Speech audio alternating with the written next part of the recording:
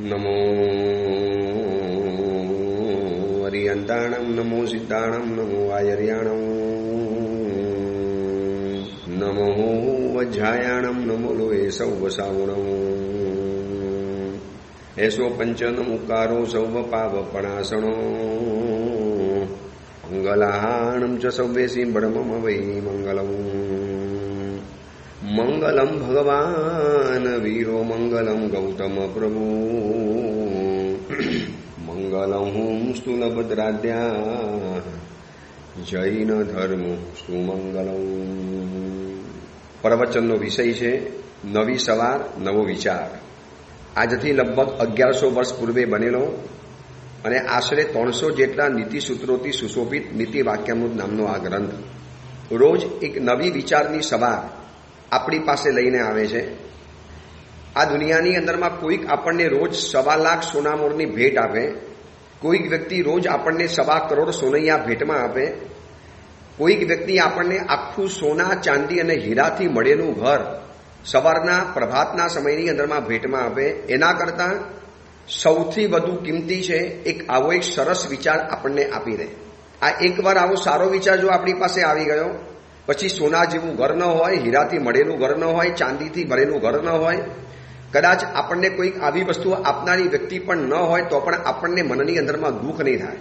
એક સારો વિચાર યોગ્ય સમયે યોગ્ય વ્યક્તિને બહુ સારા સાચા સમયની અંદરમાં જો યોગ્ય વિચાર મળી જાય, એની જિંદગી ક્યાં ને ક્યાં પહોંચી જતી હોય છે. યાદ કરો ચંડકોશિકને કે યોગ્ય સમયની અંદરમાં યોગ્ય વ્યક્તિએ 1-2 યોગ્ય શબ્દનો પ્રયોગ કર્યો. કેવો સરસ મજાનો વિચાર ભગવાન મહાવીરે એને આપી દીધો. એ આપણે કલ્પના કરીએ, એ જંગલની અંદરમાં સવાર પડી હશે, રતુમડું આકાશ ઉગ્યું હશે, આખી રાત પરમાત્મા ઉપર ઉપસર્ગ કરી અને ચંડકોશિક થાક્યો હશે. એને એમ થયું કે હજી આ વ્યક્તિ મરી કેમ નથી, પડી કેમ નથી. જેટલી વ્યક્તિઓ આ જંગલમાં આવે અને બધાને હું નજર કરું, બધાને ડંખ મારું, ફૂફાડા મારું, કેટલાક તો મને જોતાની સાથે ઢળી પડતા હોય, તો આ વ્યક્તિને ડંખ માર્યા છતાં પણ કશું નથી થતું. અને પછી એ પરમાત્માએ સવારના સમયની અંદરમાં નવી સવાર અને એક નવો વિચાર એને આપી દીધો. પૂજ્ય ચંડકોશિયા. બસ આ પરમાત્માએ આપેલા 2 શબ્દો એના માટે કેવી કમાલ કામ કરીને ગયા કે આજે 8મા દેવલોકની અંદરમાં પહોંચી ગયો છે. આપણે આ સુવિચારને, સારા વિચારને, આવા નીતિ વાક્યોને બહુ આપણે સસ્તામાં સમજી લીધા, કારણ કે આપણને બહુ સસ્તામાં મળી ગયા છે, બહુ સહેલાઈથી મળી ગયા. પણ આ જે મહાપુરુષોએ આ ગ્રંથ બનાવ્યો, એમને કેટલી બધી મહેનત, કેટલું બધું વિચારનું મનોમંથન, કેટલું બધું વિચારનું વલણું જ્યારે ચલાવ્યું હશે, ત્યારે આવા શુભ વિચારો પ્રાપ્ત થયા હશે. કેટલાય ગ્રંથોનો અભ્યાસ, દીર્ઘ સમયનું પરિશીલન, કેટલા અનુભવના એરણ ઉપરથી પસાર થયા હશે, ત્યારે આવા સ્પષ્ટ સરસ મજાના વાક્યો નીકળતા જાય. આજે 77 નંબરનું સૂત્ર આપણે જોવું છે. એક લાઈનનું સૂત્ર અને સૂત્રની અંદરમાં કેટલો ગંભીર અર્થ છુપાયેલો છે. આ 77 નંબરનું એટલે કે 77th નંબરનું આ સૂત્ર છે. પ્રસમૈક ચિત્તમ કો નામ ન પરિભવયતિ. પ્રસમૈક ચિત્તમ કો નામ ન પરિભવયતિ. એનો મતલબ એમ બતાવ્યો, આપણને સવારના સમયમાં એક નવો વિચાર આપે છે મહાત્મા કે શાંત ચિત્તવાળાને કોણ નથી દબાવતું, કોણ પરિભવ નથી કરતો, કોણ એને પરેશાન નથી કરી જતું, કોણ એને નથી દબરાવી જતું, કોણ એની સાથે જીવનમાં ખેલવાડ નથી કરી જતા. જે વ્યક્તિ પ્રસમૈક ચિત્તવાળો હશે ને, જેનો શાંત સ્વભાવ, સહનશીલ સ્વભાવ, સહિષ્ણુ સ્વભાવ, સરળ સ્વભાવ, સીધો સ્વભાવનો સજ્જન માણસ, એકદમ સીધી લીટીનો માણસ જે હશે, તો એને કોણ પરિભવ નથી કરતું. આપણી સામે ખાલી સવાલ મૂકી દીધો. હવે આપણે શાંત બનવું કે અશાંત બનવું એ નક્કી આપણે કરવાનું. જો મહાત્મા છે ને કોઈ ઉપદેશનો ભાર નથી આપતા કે ભાઈ તમે શાંત બની જાઓ, તમે ઉપસનવાળા બની જાઓ, તમે સમતાના ભાવવાળા બની જાઓ. મહાત્મા કહે કે યોર ચોઇસ, તમે નક્કી કરો શું બનવું છે. હું પણ તમને એટલી વાત બતાવી દઉં કે શાંત ચિત્તવાળાને કોણ નથી દબાવતું, એટલે જેને સમતા, સહિષ્ણુતા, શાંતિ, જેને ઉદારતા, જેને સજ્જનતા ટકાવી રાખવી છે, એ વ્યક્તિએ પરિભવ પામવાની પણ તૈયારી રાખવી પડશે.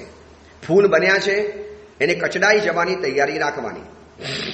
પછી તમે ગાય જેવા પ્રાણી બન્યા છો તો તમારે બંધનમાં બંધાઈ જવાની તૈયારી રાખવાની. એટલે મહાત્મા આપણને છે ને એક અલગ રીતે બતાવે છે. શાંત થવું ન થવું નક્કી તમે કરી દો, પણ હું તમને એક ડ્રોબેક બતાવી દઉં છું કે પ્રસમૈક ચિત્તમ કો નામ ન પરિભવયતી, જેનું ચિત્ત એક શાંત છે, પ્રશાંત છે, ઉપશાંત છે, જેના હૃદયની અંદરમાં ક્યારે કોઈ આવેગ, ઉકળાટ કે એવા પ્રકારનો કોઈ વિચિત્ર ફોર્સ જેના જીવનની અંદરમાં ક્યારે નથી આવતો, એકદમ ડાઉન ટુ અર્થ રહેલો છે, એકદમ ગંભીર ચિત્તવાળો વ્યક્તિ રહેલો છે, એના બધા પરિભવ તો કરી જવાના, પરાભવ તો કરી જવાના. હવે પરમાત્મા મહાવીરની જિંદગી જોઈ લો. શું પ્રભુની પાસે તાકાત નથી? શું પ્રભુની પાસે સામર્થ્ય નહોતું? જન્મતાની સાથે લાખ યોજનના મેરુ પર્વતને જે પ્રભુ ચલાયમાન કરી શક્યા છે, હજી જન્મ થયાના કલાકો પણ નથી વીત્યા. હાર્ડલી કદાચ 5, 6, 7 કલાક વીત્યા હશે. હવે 7 કલાકનું બાળક મોઢા ઉપરની માખી પણ ન ઉડાડી શકે, જ્યારે આ તીર્થંકરના આત્મા ભગવાન મહાવીરે જન્મતાની સાથે મેરુ પર્વત ડોલાવી લીધેલો હતો. હવે મેરુ પર્વતને જે પરમાત્મા 7મા કલાકે હલાવી શક્યા છે, તો એ પરમાત્મા જ્યારે યુવાન થયા, બલિષ્ઠ કાયા બની, ક્ષત્રિય રાજપુત્ર હતા, રાજઘરાણાના ભોજન વાપરેલા હતા, કેવી તંદુરસ્ત, કેવી બલિષ્ઠ, કેવી સશક્ત કાયા બની ગઈ હશે. અને એવા સમયની અંદરમાં પણ પરમાત્મા હાલી મવાલી સાવ તુચ્છ, ગોવારીઓ આવ્યો, ચંડકોશિક આવ્યો, જમાલી આવ્યા, કોઈ કાનમાં ખિલ્લા મારી ગયા, કોઈ પગમાં ચૂલા પેટાવી ગયા, કેટલો સિતમ ભગવાન ઉપર ગુજારી ગયા, પણ ભગવાન કશું બોલ્યા નથી. પરમાત્માનો પરાભવ બધાએ કર્યો, ભગવાનનું અપમાન બધા કરી ગયા, ભગવાનને ત્રાસ અને સિતમ બધા જ ગુજારી ગયા. અને આ પરમાત્માની જિંદગી જોયા પછી આપણે પણ એટલી તૈયારી રાખી લેવાની, જેને પ્રસમૈક ચિત્ત બનાવવું છે, જેના ચિત્તને પ્રસમ બનાવવું છે, જેને પોતાના ચિત્તને શાંત બનાવવું છે, કુલ બનાવવું છે, આવેગ અને આવેશોથી મુક્ત બનાવવું છે. તો એને એટલી તૈયારી રાખવાની કે પરિભવ મારે સહન કરવો છે. દુશ્મનો પણ દબાવશે, મિત્રો પણ દબાવશે, દીકરો પણ દબાવશે, પત્ની પણ દબાવશે, દીકરી પણ દબાવશે, વેવાઈ જમાઈ આજુબાજુવાળા બધા શું કહેશે? ભાઈ આ તો ભલો ઘોડો છે, શાંત છે, ક્યાં કશું કરવાનો છે. પરંતુ યાદ રાખજો, શરૂઆતની અંદરમાં આ પરાભવ લાગશે, પણ આખરની અંદરમાં જીત શાંત વ્યક્તિની છે. એ કદાચ આપણને છે ને છેલ્લી કક્ષા સુધી રહેવાની ધીરજ આપણી સામે નથી, એટલે દુનિયાએ નિયમ શું બનાવી દીધો? એ તો જેવા સાથે તેવા થવાનું. આપણે ઈટનો જવાબ પથ્થરથી આપી દેવાનો. બહુ પછી એટલા બધા શાંત નહીં રહેવાનું, લોકો આપણને આવીને નીચોવી જાય. એટલા બધા પણ સાવ ઠંડા નહીં રહેવાનું કે જે તે આવીને આપણને કચડી જાય. એટલા બધા પણ ભલા ભોરા નહીં રહેવાનું કે જે તે વ્યક્તિઓ આપણી સાથે ખિલવાડ કરી જાય. એટલે શાંત રહેવું છે તો આટલું જીવનમાં નક્કી કરી લેવું પડશે કે શરૂઆતના સમયની અંદરમાં પરાભવ સહન કરવો પડશે. પછી તમારી શાંત શક્તિનો જ્યારે પરિચય થવાનો, જ્યારે તમારી સાચી ક્ષમતાનો જ્યારે પરિચય થવાનો, અને એ વ્યક્તિ તમારાથી જે ઇમ્પ્રેસ થવાની, તમારાથી જે આવર્જિત બનવાની, અને પછી એ વ્યક્તિનું હૃદયનું જે પરિવર્તન થશે ને, કલ્પના પણ નહીં કરી શકીએ. આપણી સામે ગાર બોલનારો આવ્યો અને એનું બોચી પકડી, એનું શર્ટનો કાઠલો પકડી, અથવા તો એના પાછળના વાર પકડીને એને આપણે હચમચાવીને કહીએ, રે શાંતિ રાખ, શાંત હું તબ તક મેં શાંત હું. એટલે મેં હમણાં છે ને હિન્દીમાં એક સરસ મજાનું વાક્ય વાંચ્યું, અભી મેરા સમય હૈ इसलिए मैं कुछ नहीं बोलता हूं कि मैं कौन हूं, मेरा समय आने दो फिर बताऊंगा को मैं कौन हूं. अभी मेरा समय बुरा है इसलिए मौन हूं, फिर समय आने दो बताऊंगा मैं कौन हूं. જો આવું બધું જ આપણા મગજમાં ગણિત ચાલતું હોય ને, તો એ ક્ષમતાનું ગણિત નથી. શક્તિ હોય, સામર્થ્ય હોય, ક્ષમતા હોય, સામેવાળી વ્યક્તિને ભરી પીવાની તાકાત હોય, એને ઉચકીને દૂર ભગાવી દેવાની, એનો કાંટો કાઢી દેવાની, એનું કાસર કાઢી દેવાનું. उनको सब कुछ खत्म करने की ताकत अगर आप रखते हो, फिर भी आपने मन में समता रखी, समाधि रखी, उदारता रखी, सज्जनता रखी कि जाने दो, कुछ नहीं यार, जाने दो ने, भले बोल गया, भले बोल के चला गया, मुझे क्या असर पड़ता है. બોલો સામેવાળો કે યાર તારી તાકાત હતી, એને બોલતી બંધ કરવી હતી ને. ભાઈ આપણે નક્કી કર્યું છે હવે શાંત ચિત્ત રહેવું છે, હવે ઉકળાટમાં નથી આવવું, આટલું બધું ગરમ નથી થવું. પણ એક દિવસ એવો ધન્ય દિવસ આવશે કે તમારી શાંતતાની એને અસર પડવાની છે. આ બધી છે ને વ્યક્તિગત વાતો છે. પછી તમે એમ કહો કે અત્યારે આ ઇઝરાયલ અને હમાસ ને ઈરાનનું જે યુદ્ધ ચાલે છે, પછી એમાં ઈરાને કે ઇઝરાયલે ક્ષમતા રાખવાની. દેખો આખા નગરનો સવાલ હોય, પ્રજાનો સવાલ હોય, જ્યારે રાજ્યોના અસ્તિત્વનો સવાલ હોય, ત્યારે આખી વાત અલગ છે. આ બધી વાત વ્યક્તિગત વાત બતાવું છું. હું વ્યક્તિગત વાત કરતો હું અને મારો કોઈ પરાભવ કરવાની અંદરમાં આવે તો બધે કે મારી શક્તિના પ્રદર્શન કરવા જરૂરી નથી. બધી જગ્યાએ કે મારી શક્તિનું ડેમોન્સ્ટ્રેશન બનાવવાની કોઈ જરૂર નથી. હું ક્ષમતાથી સહન કરી લઉં. પછી જ્યારે એને ખબર પડે અથવા તો કોકના દ્વારા એને ખબર પડે કે તમે જે વ્યક્તિનું અપમાન કર્યું છે ને એની તો એવી તાકાત હતી કે તમને જિંદગીભર માટે જેલમાં પૂરી રહે, એની એટલી બધી ઓળખાણ છે, એ પોતે એટલા મોટા હોદ્દા ઉપર છે, છતાં પણ તમને કશું નથી બોલ્યા ને એના હૃદયની ઉદારતા છે. તમે એના હૃદયની ઉદારતાનો આવો ગેરફાયદો નહીં ઉઠાવી દો. અને પછી એ વ્યક્તિ જે ઇમ્પ્રેસ થાય, જે એના હૃદયની અંદરમાં આપણા પ્રત્યેનો જે બહુમાન ભાવ પેદા થાય, તમે વિચારી લેજો. ચંડકૌશિક જ્યારે ખૂંખાર હતો અને પરમાત્માએ એને કેટલું કીધું હોત કે દોસ્ત શાંતિ રાખી લે ભાઈ, ચૂપચાપ બેસી જા, અભી મેં મૌન હું વરના બતાઉંગા કે મેં કોણ હું. ભાઈ શાંતિ રાખીને આવું કીધું હોત તો ચંડકૌશિક કદાચ શાંત થઈ ગયો હોત એકવાર, પણ સુધર્યો ન હોત. આ તો પરમાત્માએ એને ખાલી શાંત નથી બનાવ્યો, એને આખો નાખો સુધારી દીધો છે. આખો નાખા એના સ્વભાવના બદલા કરી નાખ્યા છે. એનો મતલબ એ નથી કે સંઘ ઉપર, શાસન ઉપર, સમાજ ઉપર, પરિવાર ઉપર કે કોઈક રસ્તાની અંદરમાં તમે જતા હો અને એવા સમયની અંદરમાં કોઈ યુવાન નિર્દોષ ભોલી ભાલી છોકરીની કોઈ છેડતી કરતો હોય અને તમે જ્યારે પાછળ આવી રહેલા છો અને તમારી તાકાત છે, તમારું સામર્થ્ય છે, તમે એ દુર્જન વ્યક્તિને ભરી પીવો શકો એમ છો, અને છતાં તમે એમ વિચારો ને કે આપણે ગઈકાલ તો વ્યાખ્યાનમાં સાંભળ્યું ને સમયક ચિત્તમ કો નામ ન પરિભવે હતી. ભાઈ આ તો બધું ક્ષમતા છે, બધા સહન કરી જાય. અને છોકરી પણ છે ને ચંપલ ઉઠાવીને મારવા જાય તો એમ ન કહેવાય કે બેટા તું બધું સહન કરી રહે. એ છે ને સમયને યોગ્ય ગણાય છે. આ એક નોર્મલી વાત, કોઈ એવું જાજુ નુકસાન ન થતું હોય. મારો વ્યક્તિગત આ સવાલ હોય, મને વ્યક્તિગત આવું કંઈક અનુભવ થયો હોય તો એવા સમયની અંદરમાં મારી ક્ષમતા રાખીને એ બધું સહન કરી લેવાનું બસ. એટલે આપણને ખાલી છે ને ભય સ્થાન બતાવી દીધું કે પ્રસમયક ચિત્તમ કો નામ ન પરિભવે હતી. જેનું મન ક્ષમતાની અંદરમાં રક્ત છે એનો પરિભવ કોણ નહીં કરે, એનો પરાભવ કોણ નહીં કરી શકે. બસ તમને આટલું બતાવી. એમ નથી કહેતા મહાત્મા કે તમે અશાંત બની જાઓ, ગુસ્સાવાળા બની જાઓ, સામનો કરવા માટે જાઓ, તમે પણ એની સામે સંઘર્ષમાં ઉતરી જાઓ, તમે પણ બરોબર એની સામે યુદ્ધે ચડી જાઓ, એવું કાંઈ નથી કહેતા. માત્ર વ્યક્તિગત સલાહ આપણને એક આડકતરી રીતે આપે છે કે આટલું છે, બાકી ક્ષમતાથી સહન કરો છો એનું જે પુણ્ય, એને કુદરતની જે એને સહાય મળે છે ને. આજે અમે એવા કેટલાય સમણ ભગવંતો જોયા છે કે ચાતુર્માસ કરવાની અંદરમાં જાય, એમને એમ લાગે કે આ યાર આગેવાનું વિચિત્ર છે, એ લોકોને પૈસો જ નથી ખર્ચવો, એમને ખાલી એક જ વાત છે કે બસ અમારો ઉપાસ એ ખુલ્લો રહેવો જોઈએ, અમારા ઉપાસ એમાં ખાલી મહાત્મા હોવા જોઈએ. એટલે એ આગેવાનને કશું જ નથી કરવું. મહાત્માની સારી પણ વાત હોય, સંઘના વિકાસની વાત હોય, સંઘની ઉન્નતિની વાત હોય, છતાં પણ એ સ્વીકારવા તૈયાર ન થતા હોય, અને છતાં પણ એ મહાત્મા એટલા બધા ક્ષમતા રસની અંદરમાં મગ્ન હોય, ક્ષમતા સિંધુની અંદરમાં નિમગ્ન બન્યા હોય, ક્ષમતાના રસની અંદરમાં એટલા બધા આકંઠ ડૂબેલા હોય.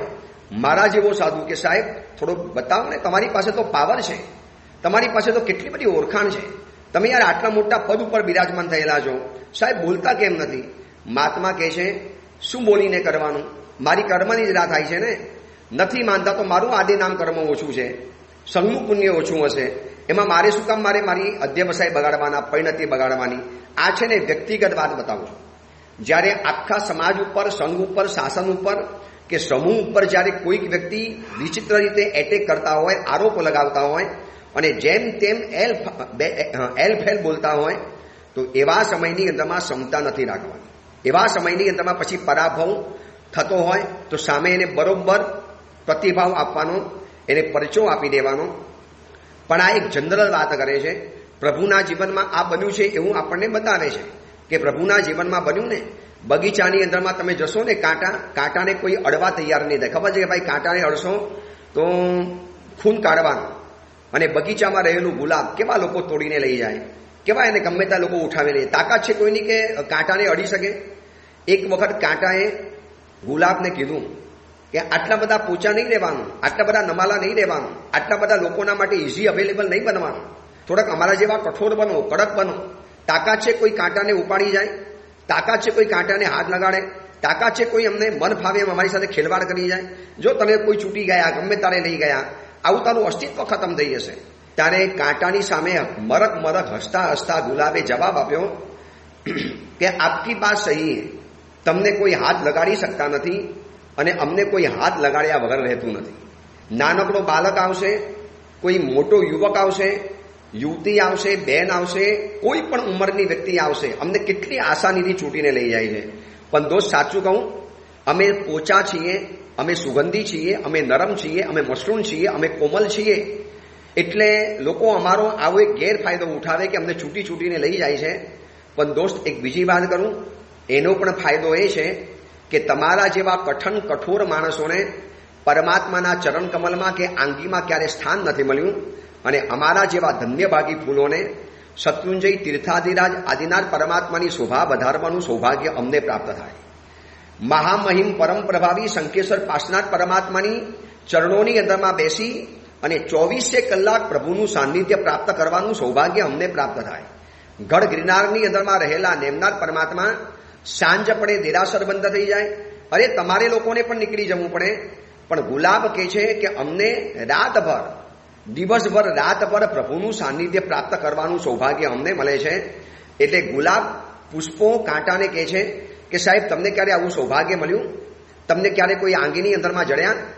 તમને ક્યારે પ્રભુની શોભા વધારવાનો લાભ મળ્યો? તમને ક્યારે પ્રભુની આંગી બનીને શોભી ઉઠવાનો લાભો મળ્યો? જ્યારે અમે પ્રભુની આંગી છીએ, અમે પરમાત્માના અંગને અડીને રહેલા આંગી છીએ. પ્રભુના અંગ ઉપર રહે, પ્રભુના અંગને જે શોભાવે એવા અમે આંગી બની શકીએ છીએ. અમારી આંગીના દર્શન કરવા લાખો માણસો આવતા હોય છે.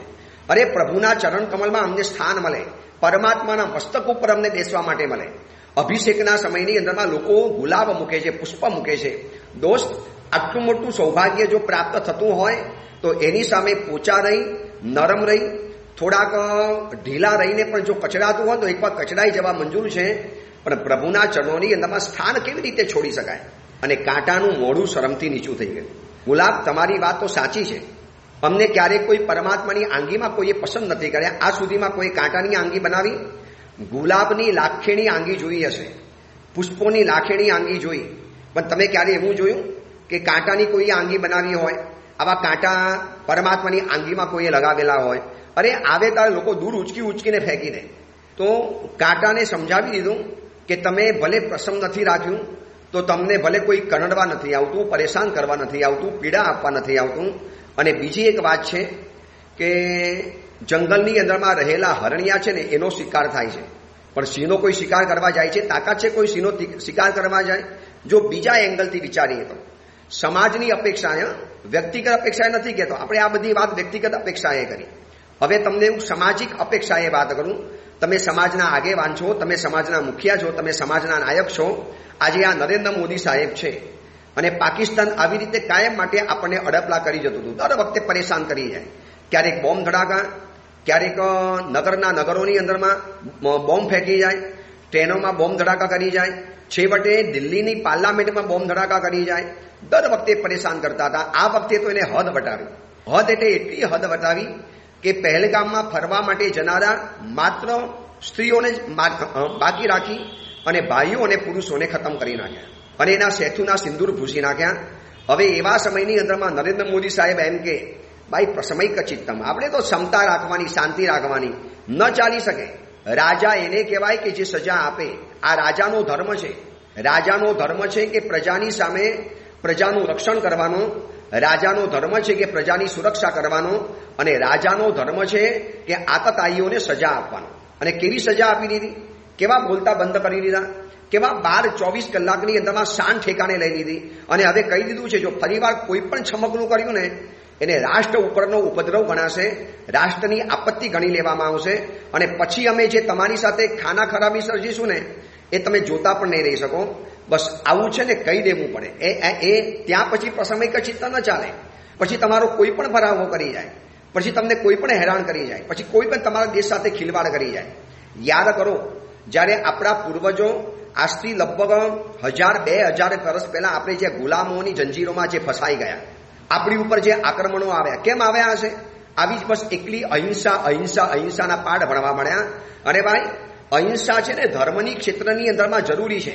પણ તમે રાજા બન્યા, તમે સરમુખત્યાર બન્યા, તમે સેનાપતિ બન્યા, તમે કેપ્ટન બન્યા છો, તમે તમારા ઘરના આગેવાન છો, તમને તમારા ઘરની અંદરમાં તમને કેપ્ટનસી મળેલી છે. તો એવા સમયની અંદર ખાલી ક્ષમતાના જાપ ન કરી શકાય. ત્યાં પછી તમારે એને પરચો બતાવી દેવો પડે. આ કેટલું ગહન સૂત્ર છે.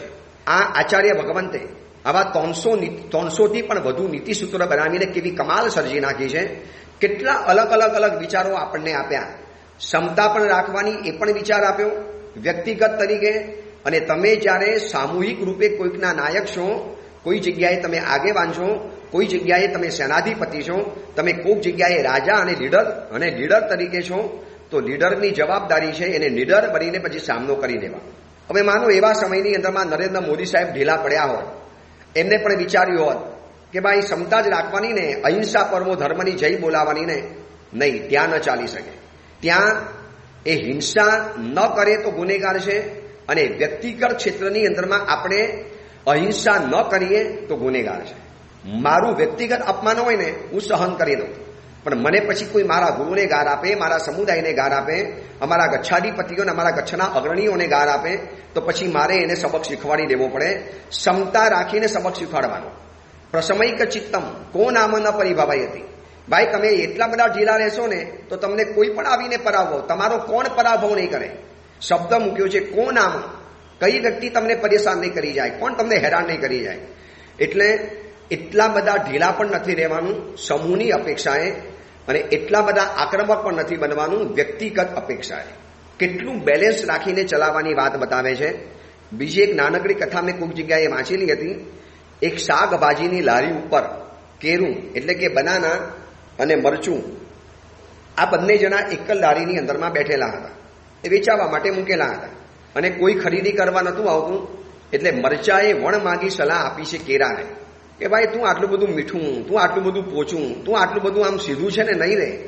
જો તારો જે તે લોકો ઉપયોગ કરી જાય, તારી છાલ ખાડીને લોકો તને સીધા મોઢાની અંદરમાં ચબાવી જાય, તાકાત છે અમારી આવી તો કોઈ અમારી સાથે કરી શકે? અમને લેતા પણ 17 વાર વિચાર કરે, અમને અડતા પણ વિચાર કરે. અમે કેવા તીખા તમતમતા ને લાલ લાલ છીએ, રહે લાલ પૂરા સાલ. અમે કેવા તીખા તમતમતા ને લાલ, તાકાત છે કોઈ અમને હાથ લગાવી શકે? આટલા બધા પોચા નહીં બનવાનું દોસ્ત, થોડા કડન બનો, કઠણ બનો, થોડો પરચો બતાવો. ત્યારે એ સમયની અંદરમાં કેરું કહે છે કે સાહેબ તમારી વાત બરોબર છે, અમે પોચા છીએ ને એટલે આ લારી ઉપર જ છાલ કાઢીને સીધા અમને મોઢામાં ચબાવી જાય. તમને એવું કોઈ ચબાવી નહીં શકે, આમ સીધું મોઢામાં મૂકી જાય. તમને એટલા સ્પાઇસી છો, તમે એટલા તીખા છો, તમે એટલા લાલ છો, તમે એટલા પાવરફુલ છો. પણ સાહેબ બીજી વાત કરું કે પ્રભુની સમક્ષ નૈવેદ્ય તરીકે તમને ક્યારે સ્થાન નહીં મળે. સ્થાન તો ખાલી અમને એકલાને જ મળવાનું. તમે જઈ આવો ઈશ્વરના મંદિરમાં, ઈશ્વરના દરબારમાં, ઈશ્વરના આલિશાન મહેલ જેવા મકાનની અંદરમાં તમને નો એન્ટ્રી છે, અને અમને સદૈવ એન્ટ્રી મળી છે, સદૈવ પાસપોર્ટ. પ્રભુના સામે નૈવેદ્ય તરીકે અમને મૂકવામાં આવે, પ્રભુની સામે અમને ધરાવવાની અંદરમાં આવે, પ્રભુના દર્શન અમને કરવાનો રોજ લાભો મળે. સાહેબ તમને ક્યારે લાભો મળ્યો? અને મરચું કહે છે કે સાહેબ તમારી વાત એ અપેક્ષા એ બરોબર છે કે અમને તો ક્યારે આવો કોઈ લાવો નથી મળતો, અમારી સામે કોઈ જોવા પણ તૈયાર ન થાય, અમને કોઈ મંદિરમાં લઈ જવા પણ. તમે આ સુધીમાં દેરાસરમાં ક્યારે જોયું? શંખેશ્વર, ગિરનાર, પાલીટણા, તારંગા, આબુ, જેટલા પણ તીર્થો તમે ફર્યા હશો, આ બધા તીર્થોની અંદરમાં ક્યારે દેરાસરમાં નૈવેદ્ય તરીકે કે ફલ તરીકે મરચું મૂક્યું હોય ક્યારે જોયું આવું? કોઈ મરચું ન મૂકે, ક્યારે પણ ન મૂકે. કેમ નથી મૂકતા? બસ આ આક્રમક રહેવાનું એક નુકસાન છે વ્યક્તિગત તરીકે, અને આક્રમક રહેવાનું છે જ્યારે તમે સમષ્ટિગત હો, તમે જ્યારે સમૂહની અંદરમાં હો, તમારી જ્યારે સમૂહની જવાબદારી હોય, તમારા મસ્તક ઉપર જ્યારે રાજ્યની, પ્રજાની, પરિવારની અને સકલ શ્રી સંઘની જવાબદારી હોય, તો સંઘનો નાયક આક્રમક હોય, અગ્રેસિવ હોય, એ પછી ક્ષમતા ન રાખે. એ સમયની અંદરમાં, એ સમયમાં એને લડી લેવાનું, લડાયક મિજાજ બતાવી દેવાનો, એને આક્રમક તેવર બતાવી દેવાના, એને બાંય પણ ચડાવી દેવાની, એને બધું જ કરવાનું. તમે યાદ કરો, એક સાધ્વીજી ભગવતનું શીલ જ્યારે જોખમની અંદરમાં હતું, ત્યારે જિંદગીભર માટે કોઈ પણ જીવોને નહીં મારું એવી પ્રતિજ્ઞા જાહેર કરનારા એક આચાર્ય ભગવંત કાલિક સુરીશ્વરજી મહારાજા યુદ્ધે ચડ્યા, તલવાર હાથમાં લીધી, ક્ષત્રિય રાજપુત્ર હતા, લડવાની બધી જ એમની પાસે કલા હતી, અને ગર્દ ભીલ રાજા જે કોઈનાથી તાબા બનાવે એ રાજાને તાબે કર્યો, જબ્બે કર્યો, એને હરાવ્યો, પગમાં પડાવ્યો, સાધ્વીજી ભગવંતને મુક્ત કરાવ્યા.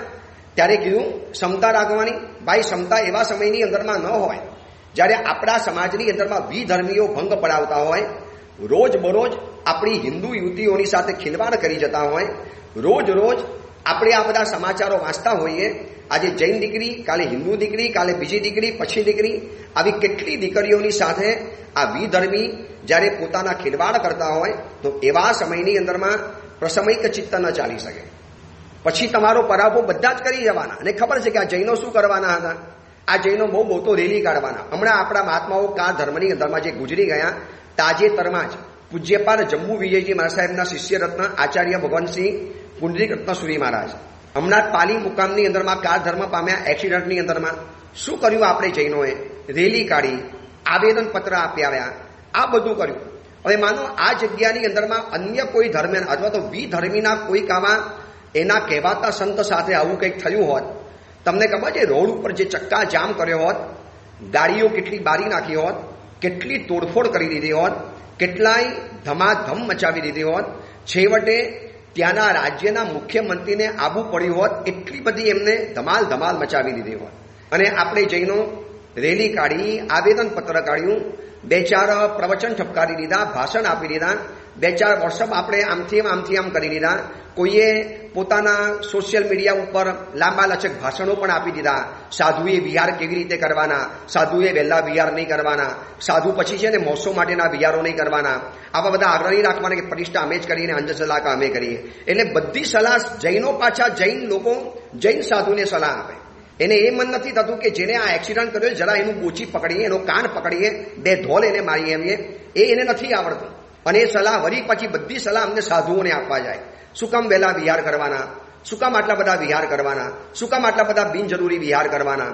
પહેલા તો માસકલ્પ વિહાર હતો, પછી એવી રીતે 8 મહિના વિહાર કરવાતા હતા. અરે બાબા, તમને ખબર છે અમારા સાધુ જીવનની અત્યારે શું વ્યવસ્થાઓ બદલાઈ છે? એ વ્યવસ્થા કશી જાણતા નથી.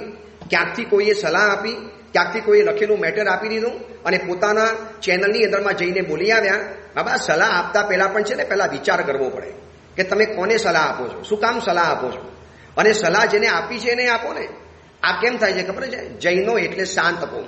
એને ખબર છે કે શું કરવાના છે. આપણા મંદિરો કોઈ પણ તોડી જાય, આપણા તીર્થોમાં મૂર્તિઓ કોઈ પણ તોડી જાય, આપણા મહાત્માઓ વિહારની અંદરમાં હોય કોઈ પણ એક્સિડન્ટ કરી જાય, ઇવન આપણી સમણી ભગવંતોને કોઈ છેડતી કરી જાય. આવા બધા તો કેટલા કિસ્સા બનેલા છે. પણ આપણે શાંત ચિત્તવાળા, પહેલેથી આપણે સમજાવ્યું છે અહિંસા પરમો ધર્મ, ક્ષમતા રાખ. ક્ષમતા વ્યક્તિગત હોય, સમષ્ટિગત ક્ષમતા એ તમારો ગુનો છે, સમજી રાખજો. કદાચ કોકને આ મારી વાત નહીં પણ ગમે, કદાચ એને આ મારી વાત થોડી ક્રાંતિકારી લાગશે કે તમે એક મહાત્મા આવું કહી શકે, તો પછી ન કહી શકતો હોવ તો પછી મને જવાબ આપો. કાલિક સુરીશ્વરજી મહારાજ ઓઘો છુપાવી હાથમાં તલવાર લઈ અને ગર્દ ભીલ સાથે યુદ્ધે કેમ ચડ્યા? એમને કેટલા સૈનિકોને મારવા પણ પડ્યા હશે વચમાં, કેટલા એમને તોફાન કરવા પડ્યા હશે, કેટલાય લોકોને લોહી લુહાણ અને ઘાયલ કરવા પડ્યા હશે. શું કર્યું હશે? વસ્તુપાલ તેજપાલ હતા, વિમલશાહ મંત્રી હતા, કુમારપાલ રાજા હતા. આ બધા જ જૈન તરીકે તો પ્રસિદ્ધ હતા, છતાં યુદ્ધો કર્યા છે. અવસર આવ્યો ત્યારે બધું એને પાણી બતાવી દીધું છે. અને કેમ આપણે આટલા ઠંડા પડી ગયા? અને ઠંડા પાછા કેવા પડી ગયા ખબર છે? જેને ગુનો કર્યો છે એને તો કશું કહેવા જ તૈયાર નથી. એ કોણ છે એ આપણે પૂછવા તૈયાર નથી. એને કેમ પોલીસે છોડી મૂક્યો એ પણ પૂછવા તૈયાર નથી. અને ઉપરથી સુફિયાની સલાહ પછી સાધુઓને આપે કે સાહેબ હવે છે ને બિનજરૂરી વિહાર નહીં કરો, તે એરિયાની પ્રતિષ્ઠા તે મહાત્માઓને આપી દો, પછી એ એરિયાના પ્રસંગો એમને આપી દો, એને આપી દો. એ લગ્ન માટે અમેરિકા લાંબો થશે. આવી સલાહ આપનારી વ્યક્તિઓ એને કોઈ પણ આમંત્રણ મળશે ને તો કોઈક જગ્યામાં છે ને મુસાફરી કરવા તૈયાર થાય. એમને કહી દે કે ભાઈ એ એરિયામાં પણ બીજો પ્રવચનકાર છે ને એને કહી દો ને એ વ્યાખ્યાન આપી દેશે મારા વતી. શું કામ મારે આટલી બધી મુસાફરી કરવાની? મારા વતી લેક્ચર એ આપી દેશે, મારા વતી ભાષણ આપી દેશે, મારા વતી એ છે ને જરા કામ પતાવી દેશે. એને કહી દો ને. ત્યાં નહીં, ત્યાં તો પોતા એ જવાનું. અને સાધુને પછી સલાહ શું આપવા માટે આપવાની કે ભાઈ એ તો બધું છોડી દેવાનું, તમે સાધુ બની ગયા, પ્રતિષ્ઠા મૂકી દેવાની. અરે બાબા, એ શાસન પ્રભાવનાના કાર્યો અલગ હોય, લાગણીના પણ એક સવાલ હોય, લાગણીના પણ એક બંધન હોય. ક્યારેક કોકનું મન સાચવવા માટે, તમને ખબર છે ને ઇતિહાસમાં પ્રસંગ આવે છે ને, પાર્શ્વનાથ પરમાત્માના શાસનના આચાર્ય ભગવાન બે સંઘનું મન સાચવવા માટે એક જગ્યાએ મૂળ રૂપ કરીને રહ્યા અને બીજી જગ્યાની અંદરમાં વૈક્રિય રૂપ કરીને પણ એમને પ્રતિષ્ઠા કરી, ઓસિયાજી અને કોલટાજીમાં. વાંચી લેજો ઇતિહાસ. કેમ આચાર્ય ભગવાનને ખબર નથી પડતી કે ત્યાં એના મહાત્માને આપી દઈએ? ભાઈ, ક્યારેક લાગણીના સવાલ હોય, ક્યારેક પ્રેમના પ્રશ્નો હોય છે. એ ખાલી સલાહ આપનારને ખબર નથી પડતી કે શું હોય છે. એટલે મારી વાત એ છે કે એને સલાહ ભલે સારી ખરાબ આપી એ મારે નથી કહેવું, પણ યાર જે એક્સિડન્ટ કરે છે, સાધુને ખતમ કરે છે, તમે એને કશું જ કહેવા તૈયાર નથી થતા. અને બધી સલાહ મહાત્માઓને આપી દેવાની.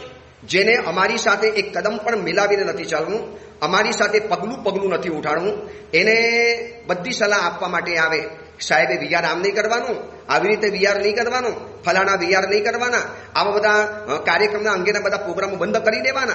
હું એને એમ કહું છું કે આ તો જૈનો શાંત છે ને, માટે આ બધું આપણે સાંભળી લઈએ છીએ. ક્યાં સુધી આપણે શાંત રહેવા? ક્યાં સુધી? પણ આવા સાધુઓને કોઈ ઉપાડી જાય, કોઈ એક્સિડન્ટ કરી જાય, કોઈ ગમે તારે ભર રસ્તાની અંદરમાં એની સાથે ખિલવાડ કરી જાય અને આપણે જોતા રહેવાનું? આ ક્ષમતા નથી. ક્ષમતા તમે વ્યક્તિગત રાખશો તો એને ડ્રોબેક બતાવી દીધો. કોણ નામ ન પરિભવાય હતી, તમારો કોણ પરિભવ નહીં કરે એ વાત છે. એટલે બે રીતે આપણે બે એંગલથી આ વાતને જોઈ. જેને જે એંગલ ગમે એ સ્વીકારી લેજો. ચલો, આ અંગેના નવા સૂત્રની વાત આપણે આવતીકાલે કરીશું. એ જ મંગલ કામના મંગલ ભાવના. જીનાગના વિરુદ્ધ કાંઈ પણ બોલાયું હોય તો મિચ્છામી.